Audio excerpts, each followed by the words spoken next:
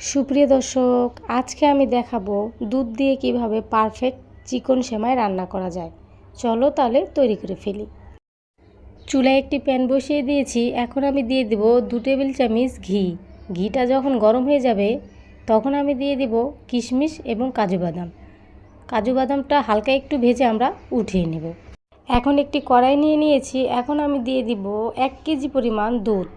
দুধটা দিয়ে দেওয়ার পর দিয়ে দিব 3 থেকে 4টি তেজপাতা আর দিয়ে দিব দারচিনি, এলাচ দিয়ে আমি ভালোভাবে দুধটাকে বলক উঠিয়ে নেব। দুধটা বলক উঠে যাওয়ার পর দিয়ে দিব স্বাদ মতো চিনি। চিনিটা দেওয়ার 1 মিনিট পর দিয়ে দিব সেমাইগুলো। 2 থেকে 3টি বলক উঠে যাওয়ার পর আমরা মশলাগুলো উঠিয়ে নেব। উঠিয়ে নেওয়ার পর দিয়ে দিব ভেজে রাখা কাজু বাদাম এবং কিশমিশ দিয়ে দেওয়ার পর 1 মিনিট রান্না করে নামিয়ে নিব দুধ দিয়ে চিকন সেমাই। তো অতি সহজেই তৈরি হয়ে গেল মজাদার সেমাই। তোমরা বাসায় অবশ্যই একবার ট্রাই করবে। আল্লাহ হাফেজ।